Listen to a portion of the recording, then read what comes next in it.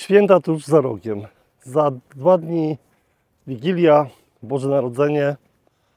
Opowiem Wam o moich świętach, o świętach w podróży. Homo viator, czyli człowiek w podróży. Kiedy czasami wracam myślami właśnie do świąt, a spędziłem chyba 4 razy święta Bożego Narodzenia na Antarktydzie, duża część świąt w moim życiu, Antarktyda, także w Japonii i w Chile, na morzu,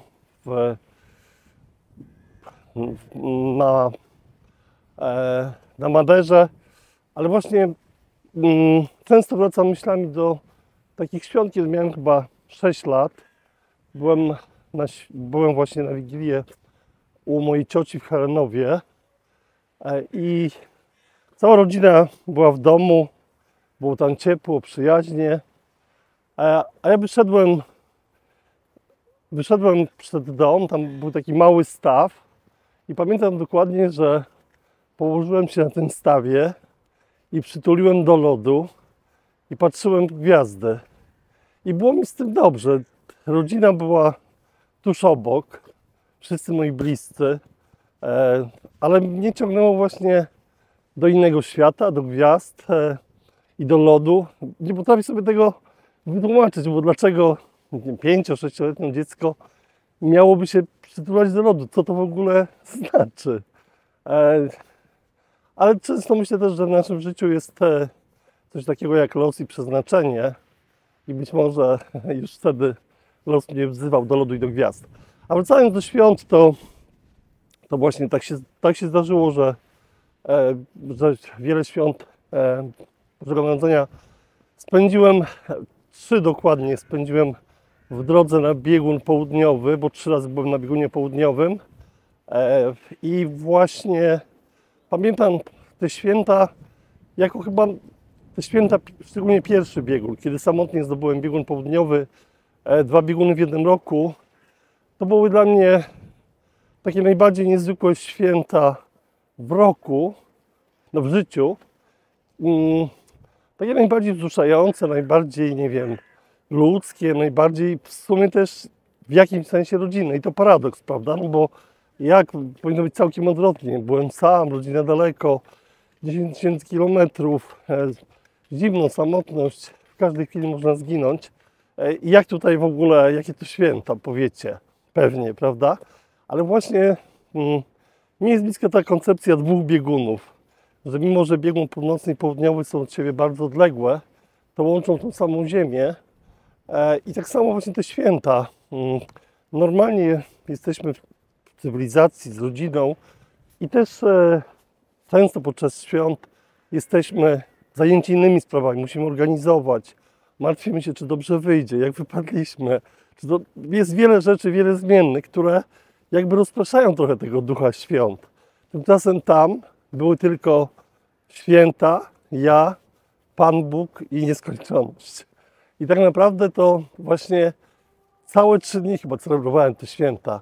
Byłem też blisko rodziny, bo myślałem o nich, patrzyłem na zegarek, myślałem, teraz w Polsce jest, nie wiem, 6. Pewnie wszyscy zasiadają do rodzinnego. Byłem z nimi, mimo tego, że byłem dziesiątki tysięcy kilometrów, to mam wrażenie, że byłem bliżej niż czasami właśnie, kiedy siadamy przy stole, gra telewizor, jesteśmy nieuważni i po prostu musimy usiąść przy stole. Oczywiście teraz przesadzam trochę, ale właśnie chciałem tylko Wam pokazać taką sytuację, kiedy właśnie wydaje się, że ta Antarktyda jest taką pustką, nic tam nie ma. Tymczasem jest tam dokładnie to, co włożymy. To jest ten przywilej pustki, że właśnie, tak jak mówię, święta, narysowałem sobie choinkę na namiocie, narysowałem prezenty, bombki, narysowałem prezenty dla mojej siostry, dla mamy, dla taty. No tak jak w domu. Mimo, że to były tylko symbole, to naprawdę to były najbardziej niezwykłe święta. Takie święta mocy, święta absolutne. Inne święta to były święta, kiedy pamiętam, to było chyba przed startem do wyprawy, był tam Japończyk, który celebrował jubileusz bycia na stacji polarnej i właśnie przyjechał tam z wszystkimi produktami, które trzeba do tego, żeby zrobić sushi. I ja wtedy pierwszy raz w życiu, nie wiem, prawie 30 lat temu, jadłem sushi właśnie, przygotowane przez Japończyka na Antarktydzie. On gotował ryż, miał tuńczyka, łososia, takie no też niesamowite przeżycie. Ale też pamiętam święta, które mieliśmy z Jankiem Melą i z Wojtkiem Ostrowskim, kiedy szliśmy na biegun południowy. Wtedy już byliśmy bardziej przygotowani, bo oczywiście planowaliśmy z dużym wyprzedzeniem, ale już we wrześniu zaplanowaliśmy, co będziemy jedli na święta, więc mieliśmy z sobą właśnie taką specjalną porcję świąteczną, barszcz, uszka, no jakby to wszystko w tym akurat pakunku na ten dzień było to wszystko, co właśnie normalnie jemy w święta, a ponieważ można było te rzeczy zliofolizować, więc nawet może to były potrawy, które były przygotowane przez naszych bliskich. Na pewno mieliśmy też prezenty, ja już nie pamiętam, co to było, ale też złożyliśmy sobie życzenia, odśpiewaliśmy kolędę. Pamiętam, jak byłem sam, to śpiewałem kolędy w myślach, ponieważ też nie chciałem tracić energii, więc wystarczyły mi myśli. I pamiętam, że pierwsze słowa w ogóle to powiedziałem na biegunie południowym właśnie, że widzę Cię, ile to mogłem powiedzieć. I te kolędy śpiewałem w myślach i cały czas właśnie byłem w tym wnętrznym świecie. Natomiast właśnie jakbyśmy z Jankiem i z Wojtkiem to odśpiewaliśmy kolędę. Pamiętam, że Janek wydeptał taką choinkę na śniegu. Wydeptał choinkę, także to też były niesamowite święta. Także jak sobie myślę teraz o świętach, to bardzo kocham być na święta w Orłowie i przeżywać tutaj właśnie święta z moimi dziećmi, z Polą i z Kajem, i z żoną, i z rodziną całkiem liczną. Natomiast taki drugi biegun, o takiej samym natężeniu, takiej samej miłości, wszystko jakby też tam jest, tylko w innych wymiarach, tak jak człowiek jest tam w innych wymiarach, był właśnie na Antarktydzie. I to jest taka trochę przypowieść o tym, że jakby to od nas zależy znaczenie, jakie nadamy danej sytuacji, że czasami w święta możemy być sami. Tak się może zdarzyć, że fizycznie jesteśmy sami, może się zdarzyć tak nawet, że nie mamy nikogo bliskiego w tym momencie, że wszyscy nas opuścili, ale jakby nawet wtedy możemy nadać to znaczenie właśnie i być bardzo blisko tego, co najważniejsze w święta. Marek Kamiński, który jest gospodarzem dzisiejszego Powerwalka, zrobił tak piękny wstęp, że nawet będąc tutaj razem z Markiem na tym porannym spacerze, na naszym Powerwalku, nie wiedziałem, w którym momencie mam się pokazać i ujawnić, a słuchałem tego wszystkiego, co mówiłeś, Marek, z wielkim zainteresowaniem. Witamy Was serdecznie na naszym Powerwalku. Pozdrawiamy z Gdyni. Tak jest. Z najpiękniejszego miejsca na świecie. O, proszę. I to mówi osoba, która widziała świat i fantastyczne miejsca i mówi najpiękniejsze miejsca.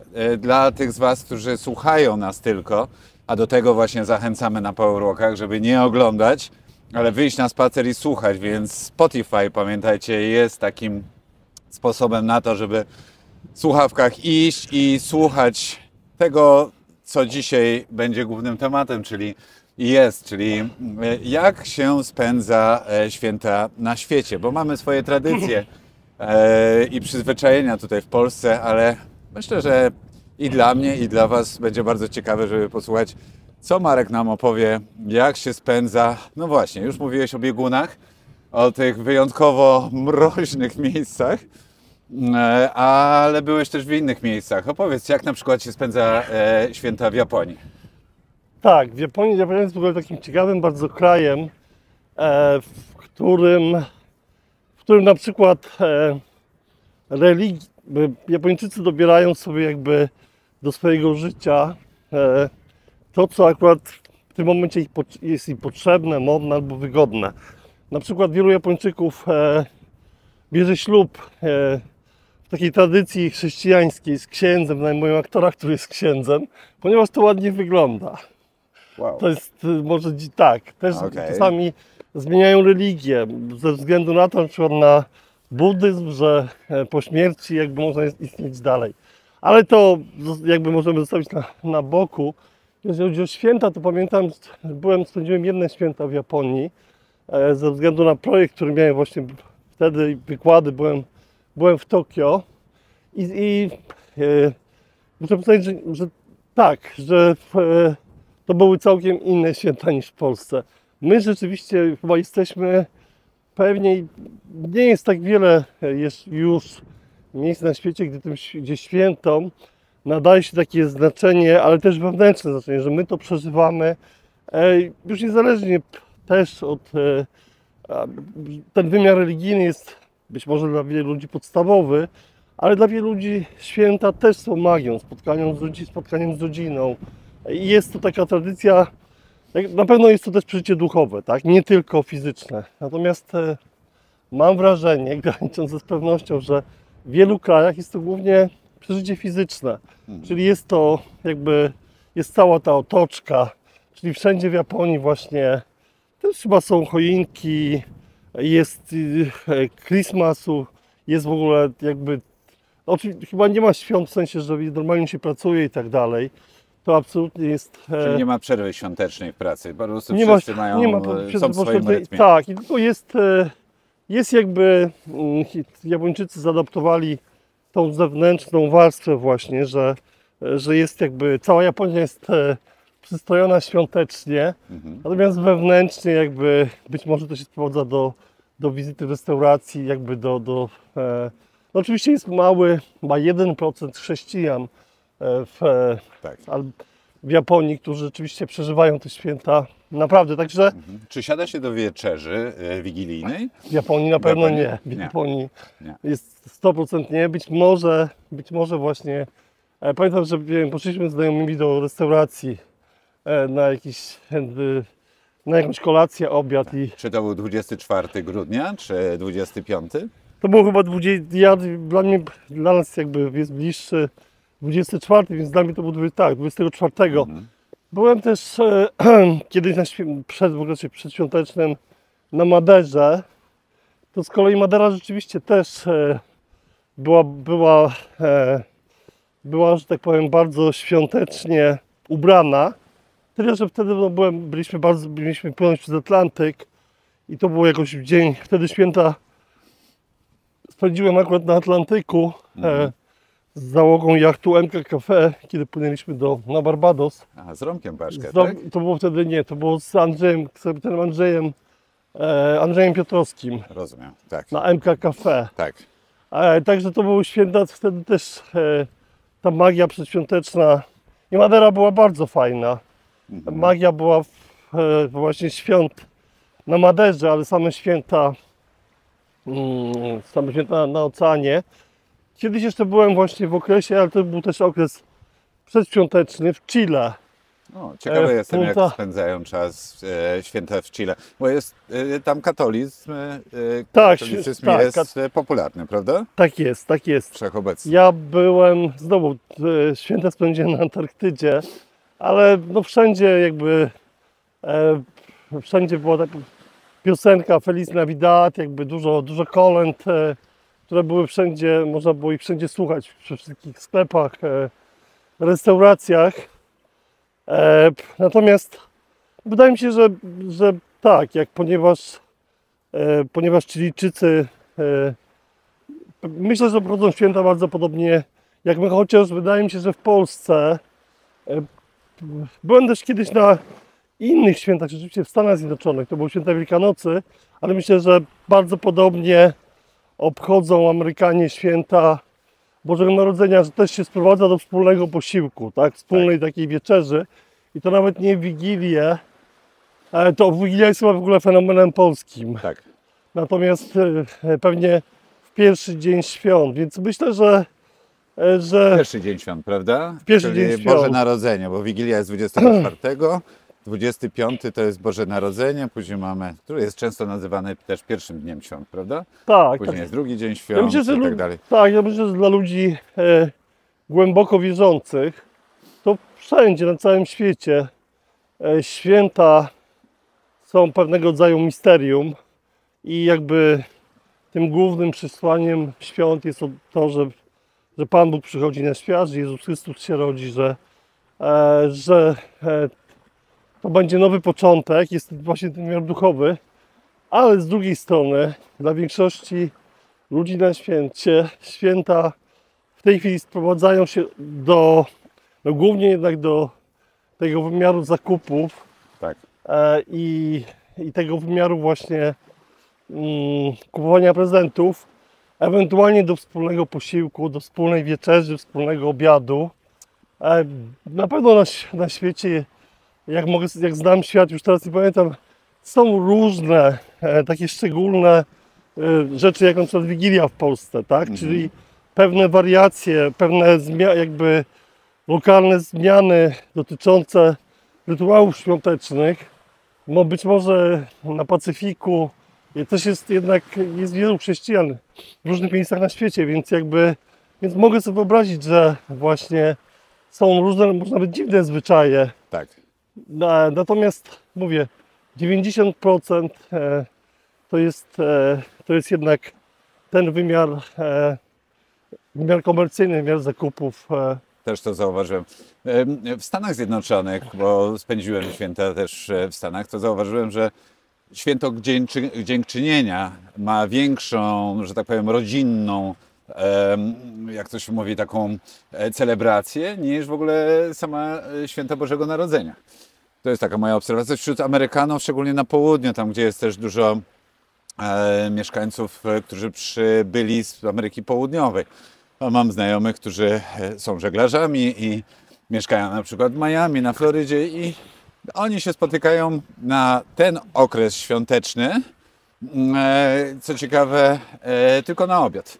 Tak. Bardzo często idą do restauracji i tak dalej, ale prezenty, bo mówimy też o tej komercji, to są dawane dzień później.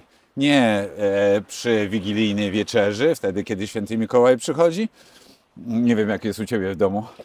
U nas Wigilia Wigilia jest, teraz używamy aplikacji w ogóle,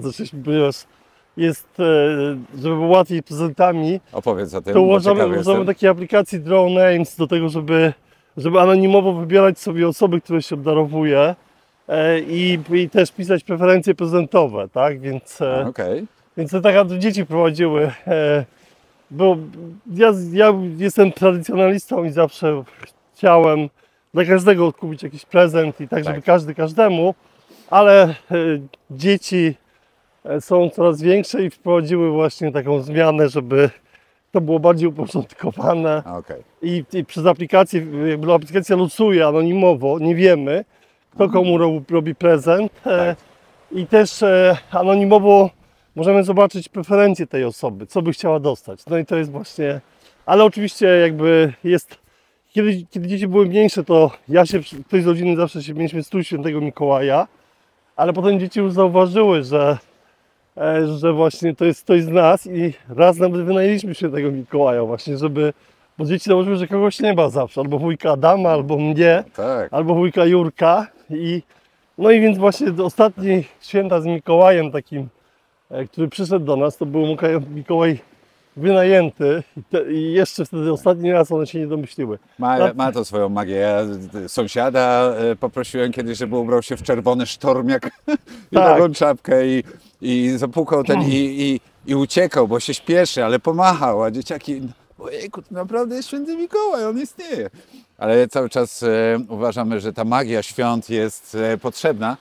Ja mówię, jak przestaniemy wierzyć w Świętego Mikołaja, to nie będzie prezentów, więc jest taka zabawa, ale oczywiście wszyscy, oni też już wiedzą, że to już poszło. W Australii spędziłem też, jeszcze jak rozmawiamy o świętach w różnych miastach, państwach, w Australii przygotowując się do Igrzysk Olimpijskich w Sydney, to było 24 lata temu, mieszkałem i tam spędziłem nie jedną, a kilka wigilii.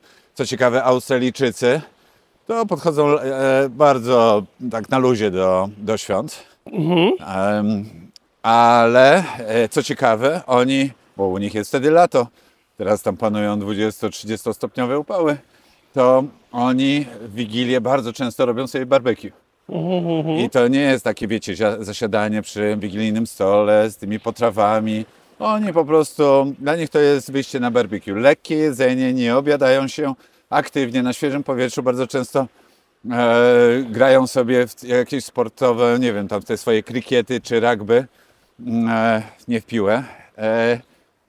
Surfują, jeżeli są blisko plaży, tak jak my dzisiaj. Dla tych, którzy oglądają Was, muszę pokazać Wam Marka na tle wschodzącego słońca. A kto wita wschód słońca, ten?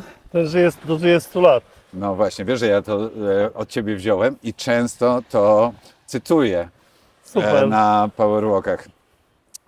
I właśnie tak w Australii i też akurat tam nie ma takiej jakiejś zasadności, kiedy prezenty są wręczane, natomiast nie ma, jest choinka, ale nie ma tak, że prezenty są pod choinkę, tylko po prostu każdy wręcza sobie prezent. Nie ma tego świętego Mikołaja, nie ma tego skradania się, chowania, wiecie, tych worków, a tutaj ktoś zapuka, a ktoś się przebierze.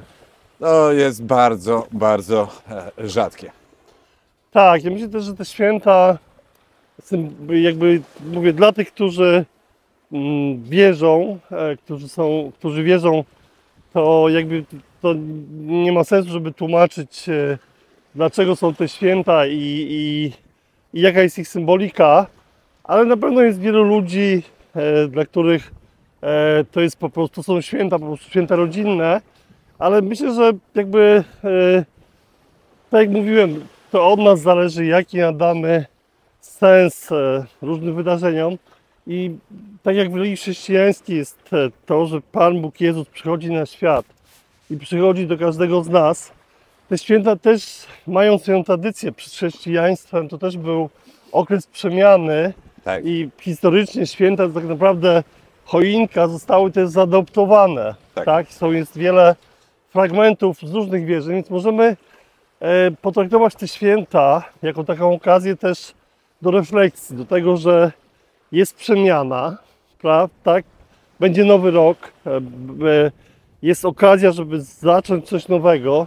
Coś nowego puka do nas do drzwi i to jest też taka, dla mnie to jest taka okazja, żeby się zatrzymać, być przez tą chwilę, 1-2 dni z rodziną, być właśnie blisko rodziny, nie być rozproszony innymi rzeczami, tylko właśnie być w tym świecie rodziny i też spotkać się z samym sobą jakby w takim właśnie wymiarze świątecznym, wymiarze czegoś nowego, co nadchodzi, tajemnicy też istnienia, więc potraktujcie te święta jako okazję, żeby stworzyć je tak jakby też trochę dla samego siebie.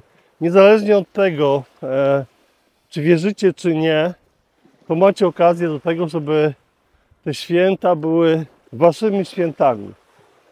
A przede wszystkim właśnie do tego, żeby spotkać się z rodziną, z bliskimi, na nich właśnie się skoncentrować też I z samym sobą. z samym sobą. Pięknie to ująłeś i myślę, że tym fajnym przesłaniem, ale też i akcentem i taką inspiracją podsumujemy sobie właśnie, czy tam zakończymy ten nasz dzisiejszy Powerwalk. 20? No. Tak, ja tylko chciałem powiedzieć, że na pewno część z Was może być samotnych. Być może może być takiej sytuacji właśnie, że te święta mogą być taką trochę smutną okazją do tego, żeby zauważyć, że jesteście sami i nie macie się z kim podzielić tymi świętami. Więc jeżeli jesteście w takiej sytuacji, to podzielcie się, bądźcie też, spróbujcie je przeżyć mimo wszystko radośnie. Jakby być samym sobą, ugościć samego siebie, przytulić samego siebie. I to nawet w takiej sytuacji mogą być dobre święta. Tak. Odwróćcie po prostu tą narrację i spróbujcie z samotności stworzyć mistykę spotkania z samym sobą. Tak. I polubić siebie, tak jak pięknie powiedziała w jednym z naszych powerwalków Ewa Wojdyło, żeby zaakceptować to, jakimi jesteśmy i że popatrzeć też w przód, co się dobrego może wydarzyć, ale też i tak żyć w zgodzie ze sobą. Nawet jeżeli właśnie jesteśmy sami. Patrz, tak. kto idzie w jakiej czapce. Ale numer. Cześć, serwus. Jak się masz? Ale spotkanie. Cześć, tak. No, Niesamowite naprawdę. Dzisiaj a specjalnie my się nie umawialiśmy. Nie, absolutnie. Przyjechałem w Górkach Zachodnich byłem. Ale czad. I myślałem sobie, pójdę na spacer w Sopocie, nie? No i do Gdyni aż doszedłeś. Dokładnie, tak. Ale czad, patrzcie, wyglądamy jak bracia. Chodźcie, staniemy sobie wszyscy razem. Co nas, że tak powiem, charakteryzuje i co tak samo wyglądamy? Czapki, moi drodzy. Świetne No, czapki, naprawdę. No właśnie, dzisiaj Marek dostał w prezencie, też właśnie, masz czapki, też więc jesteś naprawdę dokładnie. Są bardzo fajne. No, pozdrawiamy świątecznie, bo tuż za rogiem Wigilia, wiesz, Boże Narodzenie, a my właśnie o tym rozmawialiśmy dzisiaj, jak się spędza święta w różnych miejscach na świecie. A ty gdzie będziesz spędzał święta? Ja jadę do taty, ja chodzę z Kazimierza Dolnego, więc tam będę spędzał. A później po świętach taki szybki wypad w góry. Dobra. Zobaczymy, czy się uda pojeździć na nartach, czy tylko po prostu pochodzić. Dobra, ale teraz to już z ręką na sercu. Marek to potwierdzi. Nie umawialiśmy się na to Absolutnie, spotkanie. nie. Po prostu to jest coś... Tak jak Jasne. kiedyś z Gosią, która na co dzień mieszka w Poznaniu, też patronką naszą, przypadkiem wpadliśmy na siebie idąc na Powerwalku przy Stadionie Narodowym. Tak. I tak samo dzisiaj z Tobą. Super, Ale czad. naprawdę. Widzicie, jaka magia świąt, można I powiedzieć. magia naprawdę Powerwalka. No. To Ty możesz teraz, dajemy Ci ten przywilej zakończenia tego Powerwalka.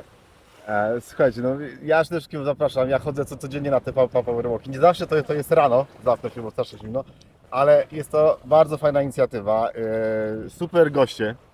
Tak, no to Prowadzący. jest słuchajcie, prowadzący, tak, właściwie spełnione marzenia też, tak, bo poznałem Mateusza dzięki temu Powerwalkowi, teraz Marka Kańskiego, niesamowite i róbcie to, bo to dużo o zdrowiu, o tym jak do tego podchodzić. Dzisiaj był świetny odcinek, także naprawdę trzeba to robić, chodzić, bo w ten sposób zmieniacie, robicie coś dobrego dla siebie, tak, takie holistyczne podejście do zdrowia po prostu. No super, ale czad, magia. Dziękujemy, dzięki Marek, super Powerwalk i wesołych świąt Wam życzymy. Wesołych świąt. Cześć, Spotykamy się też, słuchajcie, codziennie, nawet święta i nawet Wigilię. Wigilię Powerwalka poprowadzi Maciek Dębski, który powie o tym, jak spędzić Wigilię bez telefonu. No bo on o czym mówi? O higienie cyfrowej. Będzie bardzo fajny Powerwalk. Dołączajcie. Trzymajcie się. Pa, pa. Cześć. Dzięki za wspólny spacer. Partnerem strategicznym Powerwalk jest platforma MultiLife od Benefit Systems. Masz pytanie? To zadaj je w komentarzu. To był Powerwalk, Twój podcast w ruchu. Razem idziemy małymi krokami ku wielkim zmianom.